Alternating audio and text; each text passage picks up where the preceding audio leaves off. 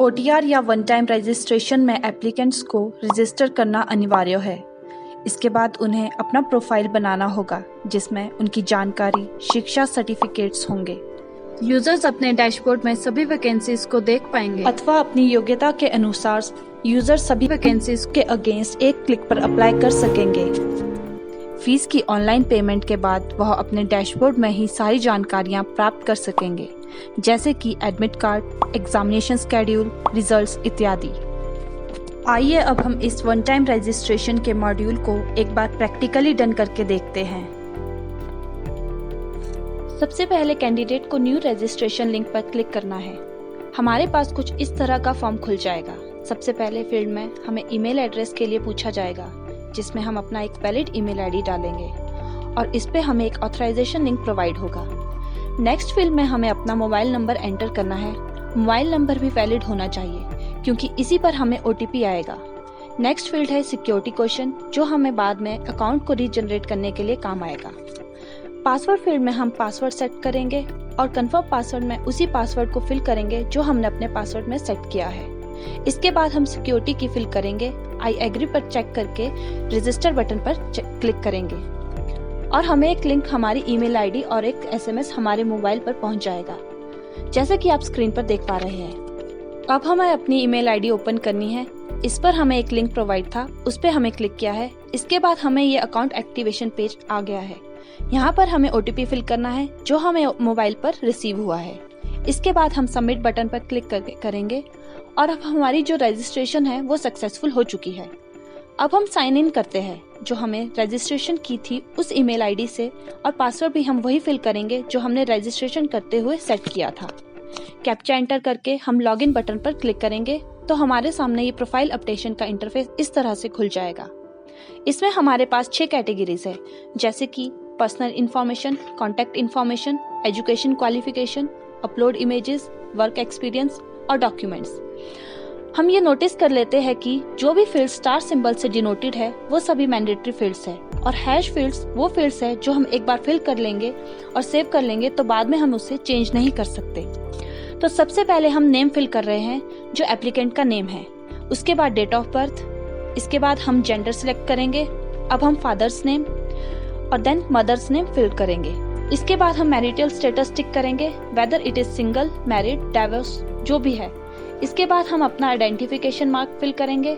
इसके बाद हमारे पास ये 4 चेक बॉक्सेस आएंगे, जिसमें domicile of HP, bonafide of HP, 10-12 passed from school located in HP या नन ऑफ द अबव। अगर हम डोमिसाइल ऑफ HP सिलेक्ट करेंगे तो हमारे पास जो हमारी स्टेट है वो ऑटोमेटिकली हिमाचल प्रदेश सिलेक्ट होकर आ जाएगी। इनकेस अगर हम नन ऑफ द अबव पर चेक करेंगे तो हमारे पास ऑल स्टेट के ऑप्शंस खुलकर सामने आ जाएंगी, जिसमें हम अपने पर्टिकुलर स्टेट्स को सिलेक्ट कर सकते हैं। जो भी कैटेगरी एप्लीकेंट सिलेक्ट करेगा उसके बेस पर मैंडेटरी डॉक्यूमेंट को एप्लीकेंट को यहाँ अपलोड करने होंगे। यदि वो सब कैटेगरी सिलेक्ट करता है तो भी उसे अपने सभी डॉक्यूमेंट्स अपलोड करने होंगे। जैसे डॉक्यूमेंट सिलेक्ट करना है और उस डॉक्यूमेंट की जो भी इशू डेट होगी यहाँ एंटर करेंगे। वैलिड अप टू डेट यहाँ मैंडेटरी नहीं होगा। यदि कोई डॉक्यूमेंट ऐसा है जिसमें valid up to date mandatory है तो उसकी वैलिड अप टू डेट आपको यहाँ एंटर करनी पड़ेगी। साथ ही साथ आपको सारे डॉक्यूमेंट्स इसी तरीके से अपलोड करने होंगे। डॉक्यूमेंट अपलोड करने के बाद एप्लीकेंट को अपनी नेशनैलिटी, रिलीजन, माइनॉरिटी और एम्प्लॉयमेंट ऑफिस के साथ रजिस्ट्रेशन का स्टेटस यहाँ एंटर करना है। ये सब एंटर करने के बाद एप्लीकेंट सबमिट बटन पर क्लिक करके अपनी प्रोफाइल को सबमिट कर सकता है। हम सेव एंड नेक्स्ट पर क्लिक करेंगे और श्योर कर लेंगे। अब इस तरह से हम अब ये नेक्स्ट पेज पर आ गए हैं, जिसमें हमें अपनी कॉन्टैक्ट इन्फॉर्मेशन डिटेल्स फिल करनी है। एड्रेस में सबसे पहले हम वो एड्रेस डालेंगे जो हमारा मेलिंग एड्रेस रहेगा। पिन कोड डालेंगे, उसके बाद स्टेट सिलेक्ट करेंगे, इसके बाद डिस्ट्रिक्ट सिलेक्ट कर रहे हैं। इसके बाद हमारा परमानेंट एड्रेस आएगा। जैसा कि हमारा परमानेंट एड्रेस और कॉरेस्पॉन्डेंस एड्रेस सेम है तो हम सेम एज अबव पर चेक करेंगे और ये सेव एंड नेक्स्ट पर क्लिक करेंगे और इसके बाद हम श्योर कर देंगे। नेक्स्ट उसके बाद हमें ये क्वालिफिकेशन ऐड करने के लिए पूछा जाएगा। यहाँ पर हम अपनी क्वालिफिकेशन एंड सर्टिफिकेट्स ऐड करेंगे। जैसे सबसे पहले हम स्टार्ट करेंगे क्वालिफिकेशन लेवल के साथ जो मैट्रिकुलेशन रहेगा। Qualification 10th, qualification specialisation general, board या यूनिवर्सिटी जिससे हमने पास आउट किया है, इंस्टीट्यूट सिलेक्ट कर लेंगे, सब्जेक्ट ऑप्टेड, रिजल्ट का स्टेटस, पासिंग ईयर कौन सा है, हमारा मार्क्स इन परसेंटेज कितने हमने गेन किए हैं, certificate number, certificate issue date, और हम इस तरह से अब हम ये सर्टिफिकेट भी अपलोड करेंगे और अब हम इसको सेव कर लेते हैं। अब आएगा हमारा 10th के बाद 12th जिसे हायर सेकेंडरी एजुकेशन भी कहते हैं। तो ये सब हमारा एक क्रोनोलॉजिकल ऑर्डर में रहेगा, 10th, 12th, graduation, then post graduation. कहने का लॉजिक ये है कि हमारी क्वालिफिकेशन के अकॉर्डिंग ही हमें वैकेंसी शो होगी। अगर हम 10th या 12th पास है तो हमें उसके अकॉर्डिंग वैकेंसी शो होगी। अगर कोई वैकेंसी ग्रेजुएशन के लिए है तो हमें उसके अकॉर्डिंग ही वैकेंसी शो होगी। इस तरह से हमारा एलिजिबिलिटी क्राइटेरिया भी सेटअप होता है। और अब हम नेक्स्ट जो हम क्वालिफिकेशन ऐड कर रहे हैं तो वो है हमारी ग्रेजुएशन। ये सब एग्जाम्पल्स है, जैसे कि हमारी यूनिवर्सिटी अगर पंजाब यूनिवर्सिटी है तो हम पंजाब यूनिवर्सिटी सिलेक्ट करेंगे डिपेंडिंग अपॉन कि आपकी यूनिवर्सिटी कौन सी है। प्लीज सर्टिफिकेट नंबर और सर्टिफिकेट इशू डेट करेक्ट डालें क्योंकि बाद में ये एप्लीकेंट फॉर्म रिजेक्शन का मुख्य कारण भी बन सकता है।